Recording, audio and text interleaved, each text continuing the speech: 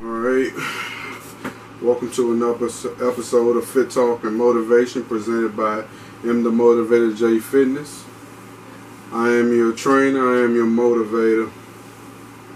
In this video, this is episode 30. Episode 30, man. I think that's a milestone. I never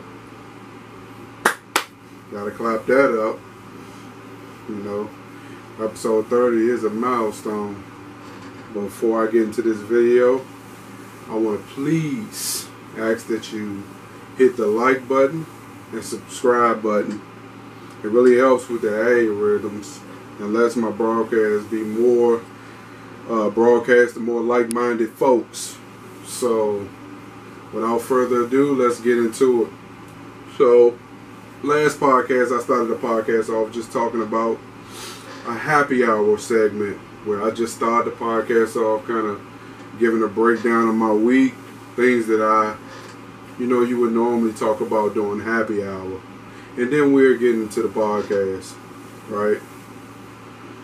So I want to start out just showing my appreciation to my Sunday fun day with a few couples. We went to the La Plata food truck festival. So let me make sure I'm getting this right, because I put that bad boy in my phone because I wanted y'all to know. It's called the Southern Maryland Food Truck Festival. We went June 6th from 12 to 6. Man, it had to be damn near 100 degrees outside, and I instantly felt it the moment I got there. So we get outside. We noticed our friends had already got their first meal. They had some tater tots and crab meat together, and it looked delicious. So me and my wife, we walked over to the food truck that they got their meal from. And man, look, that heat sat down on me, and it's not the fact that it was just hot. It was more so hot and draining. The wind barely blowed, and just know we sat out there for 6 hours just having a good time though. It was something I could appreciate. Then over the last week I started riding my road bike again. I started on Monday. No, I started Sunday. Since the last episode, I've done 60 miles total on the road bike so far. And I'm setting a goal going into next week. I want to get at least 100 miles. So, support me, root for me, y'all. Because that's a that's a high milestone for a week. Understanding I have to work. Understanding I have to get some sleep. And understanding, I have other things I need to do. But let's get into episode 30. Again, hit the like and subscribe buttons, please. Comment below. Just let me know what you think of the podcast. I want to give a shout out to all my new subscribers. I want to give a shout out to all my loyal listeners. And I appreciate your support consistently over the last 30 episodes. It's been very humbling, because when I started this out, I didn't know where it was going to go, and best believe I put a lot of work into making this podcast the best thing that I can, and I haven't finished. We're me, I say we a lot, but me, I'm going to be adding a few more pieces to the podcast that I think will give it some pop. Keep the listeners and the viewers interested, because it could be, we getting open, the city is opening, the world is opening, and folks are having less time to be consuming, tablets and kind of listening to podcasts the way they were when they were stuck in the house. But like I said, this is for you guys, just for supporting me. Anyway. So I want to start the podcast off talking about top influences I enjoy and their influence on my fitness journey. I have two in particular that when I, you know, maybe jump on YouTube or when I jump on social media, I look for their influence and what they can do to improve my way of fitness life and my fitness journey. And the first person I want to start with is Mikeohearn. During the entire pandemic, man, prior to the pandemic, I wonder how a guy that was going into his 50s could be still lifting as heavy as he is, you know, looking as lean as he does year round, and performing in peak condition and doing some of the things that he was doing. I remember 2 years ago, he put out a program specifically on back, and I mimicked that program exactly for a few weeks, and I understood what his development could do to my life. And that from that moment on, I've been following Mike. You know, I'm gonna give him his flowers on this podcast now. The man's a good OG to go to, man. And I talked on a couple episodes specifically about fanboys, man. When you going through his comments, man, folks they want to give him praise, but try to give him tips. You can't give an OG tips who's been doing it for 40 years. It's impossible, man. The man woke up lean. And I'm gonna be honest with you. You know, prior to like really paying deep attention into his routine, his work ethic, his drive, I thought the guy was on steroids.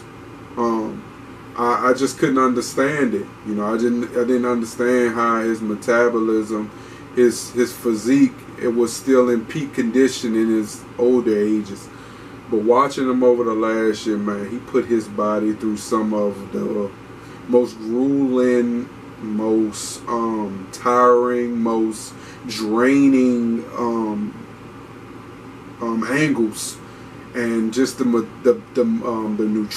nutrition, from the training, from the sleep, from the traveling, from the hustling, from the being a father, and just watching him, you know, it inspired me to kind of like continue to understand that it's not for today. You know, it's about longevity, and that's the one thing he preaches: longevity.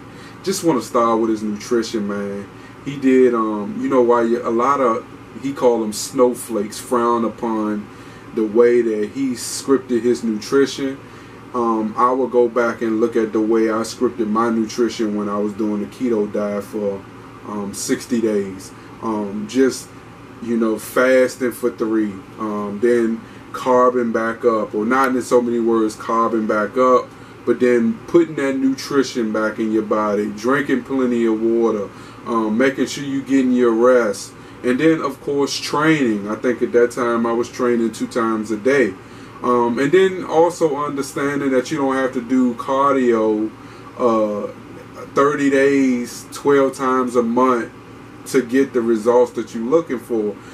He packed cardio in when he was trying to cut water, which was 3 or 4 days into his nutrition plan. And it just was a lot of inspiring knowledge that he fed to the world. While he hustled from the situation, it was a lot of free game out there, man, for you to really soak in. And you can look at this guy and you can say, man, he's a buff guy, he can be intimidating, but he spoke to everyone in every levels of fitness, any level of fitness, man. Any wherever you needed to progress in, my guy had some information for you. So if you're looking to grow, if you're looking to be inspired, if you're looking to just be consistent and stay straight, you know, take a look, man. Take a look at his page at Mikeohearn. He also has a group I'm a part of called Power Building. That's a group where you have to request to get accepted into the group. And again, that's a group where he just giving game, man, free game. If you're not ready, if you don't know what direction you need to go in, he can give you the knowledge. Not on top of that, you know, of course, paying attention to me, man. You know, on my Instagram, I talk about, you can go from the beginning to now, the transition it takes to really be the best you can possibly can. And it's a transition, and it takes a lot of work, but when you get it started, man, look, the best is yet to come.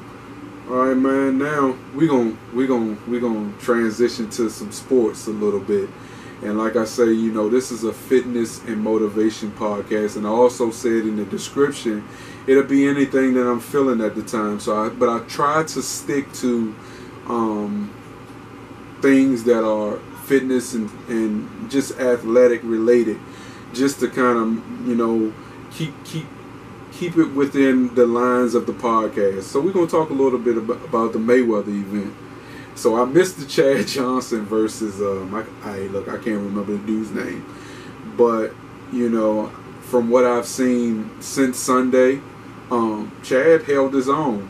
It's just sad that I turned to it when he was getting hit with the haymaker like Martin, and he was going down to that ground, but he handled that punch with grace and he got back up, man. And he was very appreciative when he got up off that canvas, because it was a nice punch, man. He got caught right on the chin. And that's what boxing will show you, man. And while that card was full of a lot of gimmicky stuff, I'm just gonna go through it a little bit. I was disappointed in Swift, man. Swift is a local boxer, man, a local product. You know, he's from Maryland. I was just disappointed in the output that he put in the beginning of the fight. So when it got to the end of the fight, man, he tried to pick it up, but at that point it was too late. He allowed that guy to get a lot of confidence, and he really didn't do what he was supposed to do. Then we're going to go to Bottle Jack, man. Bottle Jack, man, he's been on, in the last year, he's been on 2 of those kind of gimmicky cards with both of the Paul brothers. And he's did what he's supposed to do, man. He knocked dude down 3 times in 1 round. It may have been the 6th or the 7th, and that fight was over. Then we're going to get to the Mayweather fight, man. It was early on. You noticed that Jake Paul was so much bigger than Mayweather, man.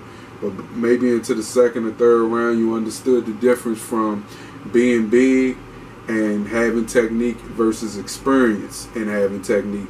And Mayweather, man, I'm gonna tell you something. I really enjoyed it. He it's the reason why he called himself Money May. He knows how to take advantage of the moment, man. And wait, you can hate him, you can love him, man, but the guy gets the job done. And you know, that's the style, man. Like, if you're trying to make money, people see it. People understand how to take advantage of it. I mean, look, the advertisements was everywhere. They had DraftKings, they had Cash App. You know, Cash App, Cash App, Cash App. Come on, man. Come promote this pod. Come over to this podcast. Help a brother out. But anyway, they had Cash App everywhere, man. And you could see it.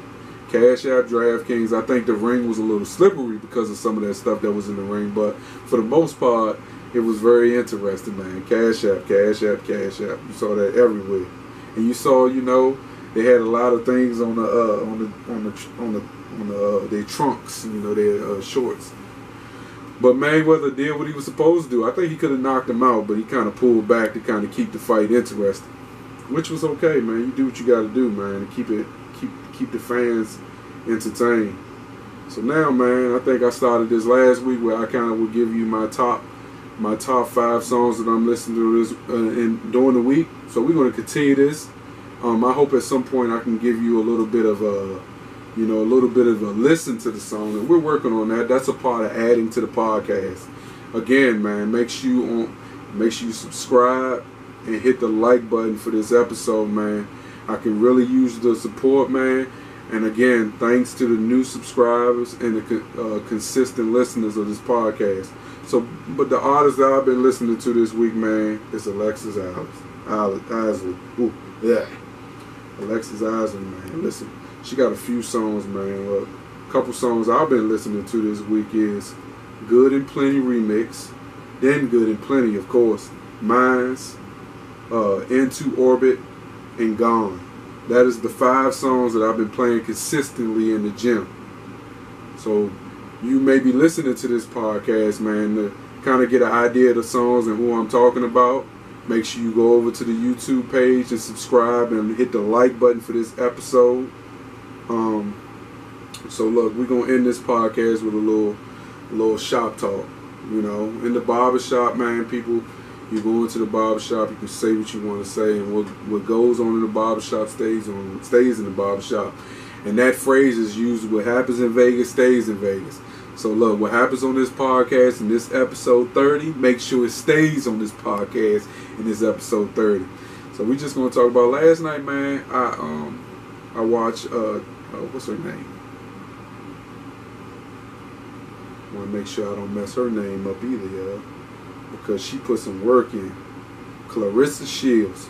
She had her first MMA debut, and man, look, boxing and MMA is two different sports, man. And like I said, we want to make sure on this podcast we keep it consistent, but we want to make sure I'm talking about what I want to talk about.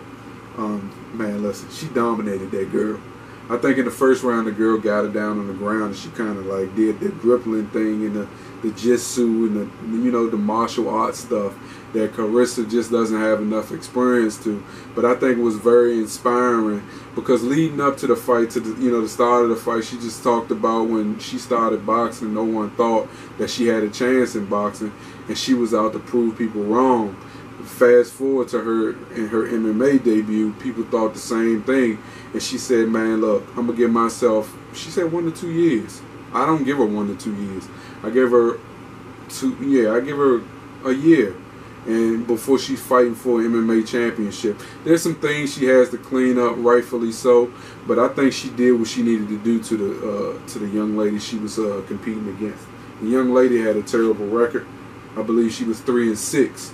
And of course, Clarissa was she hadn't fought a fight. So I wanna break this down a little bit. And like I say, go to the YouTube. You will see some videos in the top, maybe left or right corner, right? First round, she got her down on the ground. She got Clarissa down, and Clarissa had to kind of fight her way through. And Clarissa is used to fighting 2-minute rounds in boxing, but MMA is, and the one that she was doing is 3 to 4 minutes. She did a great job in the first round, just surviving, man, because it was a couple times I thought that the girl was going to put her in an armbar and put her to sleep. Second round, fast forward, and she caught her with a couple good shots to the face, man.